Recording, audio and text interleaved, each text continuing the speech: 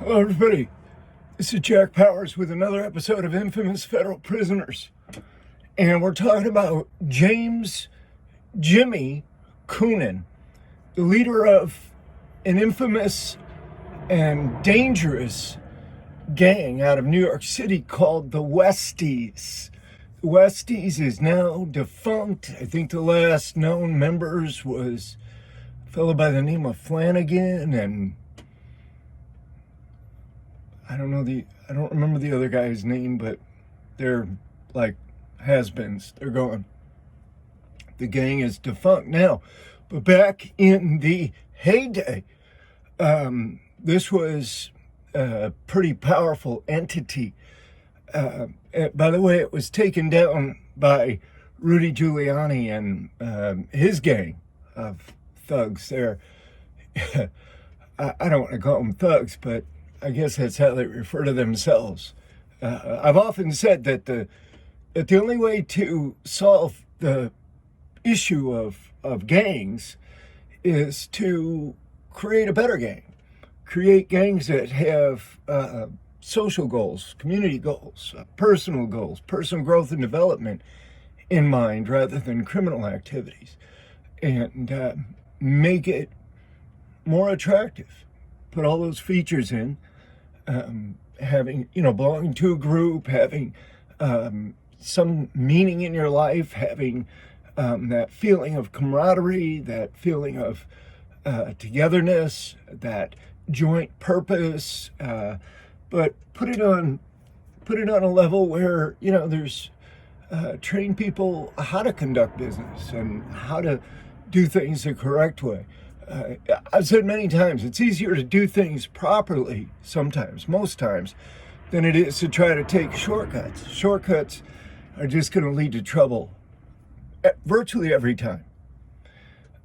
Now, Jimmy COONAN, leader of the Westies, his father was an accountant for gang members, for mobsters in New York City. So Jimmy was no stranger to the mob or the criminal lifestyle. He was brought up. In fact, interestingly, his father was kidnapped by Mickey Spillane, by his group, the original leader of the Westies, and he was kept for a time. Must have made some kind of a deal to get him release. But yeah, COONAN was definitely into the mob lifestyle big time, but he also had a sadistic twist in his personality. Now, last time in part one, we were talking about this meeting, this big sit down with Paul Castellano of the Genovese crime family, the Godfather. He called for this sit down with COONAN and wanted to kind of tamp them down, but at the same time wanted to bring them on in and take them under the protection of the family, meaning that there would be a lot more opportunities for both parties to make money together. And on COONAN's part, according to Mickey Featherstone and others, COONAN's plan was, at a certain time, his whole gang was going to come in and wipe everybody out. They were waiting just down the street. Jimmy was going to get up and leave at a certain time. And at that time, the rest of his gang and everything was going to come in and just murder everybody in the room. Just like, pull a St. Valentine's Day massacre or something, right? This is the story anyway. So it went a little bit past the time, according to the story, and Jimmy was really nervous because he looked at his watch. They must have got to talking and forgot about the time. He's like, oh my God, these guys are going to bust in here any minute and start shooting. So he quickly excused himself and left and went down to where the gang was waiting, and they were all armed and ready to go. But the reason they hadn't went on time was because they got drinking this single malt Scotch whiskey. And it was so good that they just hung out there drinking a little bit and drank a little bit more, and time slipped by on them as well. So if the story's true, it was a fortuitous break, I guess, for both parties. But at any rate, Coonan was,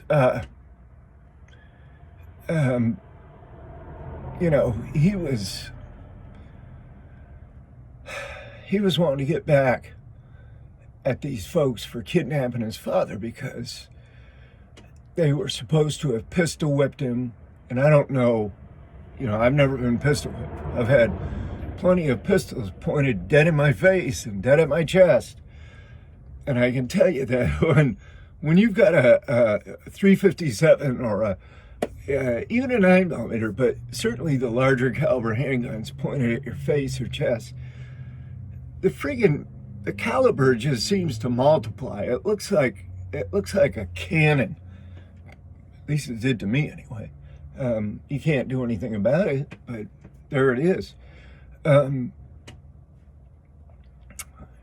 Jimmy wanted to get even, or he wanted to, restore his pride a little bit because they beat up his dad and pistol whipped him. Pistol whipping, I can't even imagine what that would do to you, because you're getting clocked across the head with a pistol, 357 or a 38 revolver. I mean, it's steel and it's got sharp edges and shit. I mean, yeah, that's going to mess you up quickly. So yeah, Jimmy was pissed. And so he went and got a fully automatic machine gun and fired an entire clip at Spillane and his crew. He didn't hit anybody. Probably, I don't know, maybe a poor shot, maybe fired over their heads, who knows. But he didn't hit anybody. And a while thereafter, he actually joined the Westies gang.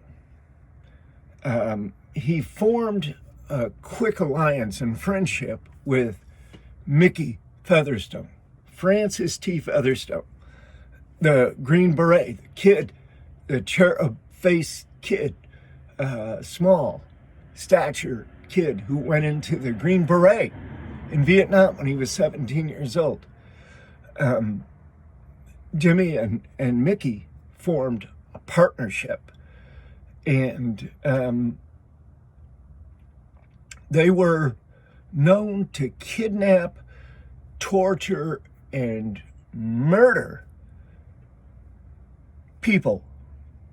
I mean, now these weren't like typically other mobsters. Some of them were, I guess, later on. But the majority of the people that they were murdering and cutting up in the bathtub with a hacksaw and with butcher knives were just low-level people that borrowed some money and couldn't pay it back, or, got crosswise with them somewhere. It was just, these people were off the chain. They were just, they were doing stuff that was just uncouth. It was uncalled for, really. I mean, by any dimension of understanding, it was just unnecessary, completely. So Coonan went ahead, he established ties with the Gambino crime family, and eventually he took control of Hell's Kitchen. And as a favor to Coonan, DeMaio, you say DeMaio, I say DeMaio, probably both saying it wrong. DeMaio found Mickey Spillane and murdered him as a favor to Jimmy. Jimmy took over. So Jimmy and his crew ran a loan sharking business. Part of the, it's just part of the thing in New York City and anywhere really, the mobs, especially back in the 70s, 80s, up into the 90s. I mean, it was standard protocol. You do extortion, you do protection, you do loan sharking, you do, the bookmaking, prostitution, you do the drugs, all of these sources of, sometimes very lucrative sources of, well, most times very lucrative sources of income for people that are on that side of the law, okay? So it was no different for them. There was a popular Jewish loan shark named Ruby Stein, and the gang owed apparently quite a bit of money to this guy, and Coonan decided to go ahead and do away with the debt by doing away with Ruby Stein. So they murdered Stein, they cut him up, again, into very small pieces, bagged him up, and threw those remains into the Hudson River, or I think there was another, like, smaller river that had some fast-flowing water or something, where they would, throw a bag, and then they'd throw another piece and another piece. And, their philosophy was, okay, no body, no crime. I mean, that's a common philosophy among mobsters or gangsters, or just, people that go around murdering other people. If you don't have a body, obviously you don't have a crime. So they wanted to get rid of him, and they did. But his torso washed up on the shore, and it was found a few days later. So both of them were arrested in 1979. Both Featherstone, Mickey Featherstone, and Coonan were arrested, but acquitted for the murder of a bartender named Harold Whitehead. Coonan was getting popular. He was getting national publicity at this time. John Gotti, at about the same time, began running the Gambino crime family. So Gotti used Coonan's Westies as a killer hit squad for the Gambino family. And it was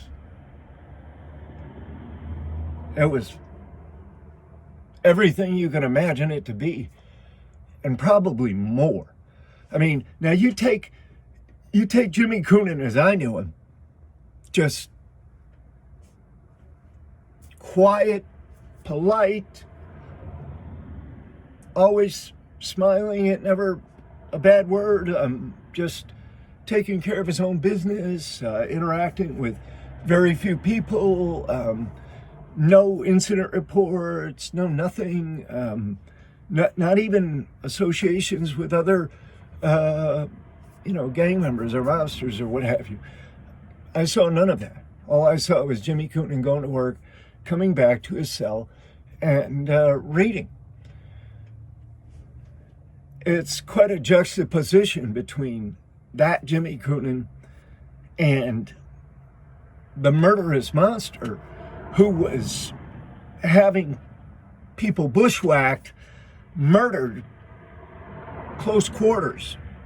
You invite the guy over, you see him at the bar, you close the door. If you're sitting at a bar with a bunch of these guys and all of a sudden one of them goes over and closes the front door and locks it and starts pulling down the shades, you're in for a bad day or night. You should know right then that something's up. I mean, they tend to want to rock you to sleep. So probably best to just go ahead and make your move right then. Try to get out of there, or at least put up some kind of a good fight. Maybe throw them off, right? But yeah, they would sneak people and shoot them up, murder them, and then they would chop their bodies up into little tiny pieces and throw them in the river. And they had no problem doing this repeatedly. And the only reason that Stein's torso floated up was because they forgot to deflate the lungs. This is their own statement. We forgot to deflate the lungs, So somebody probably got chewed out for that, whoever's job it was.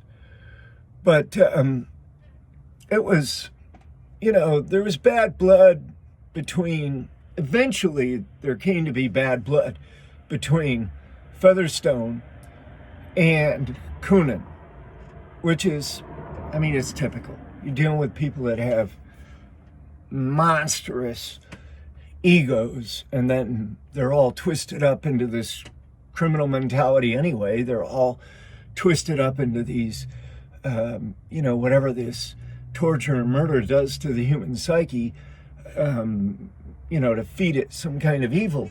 They're all twisted up with this shit anyway. So, yeah, they're definitely in line to have a falling out.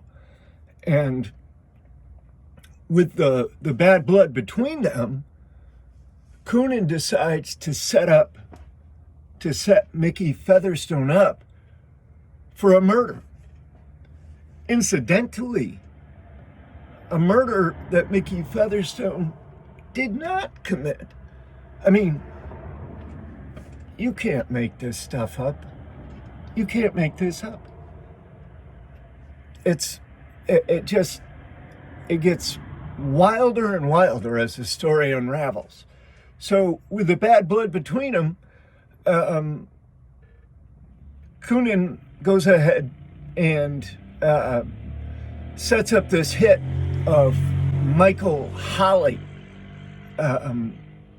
while this other guy, Billy Bokum, is dressed as Featherstone.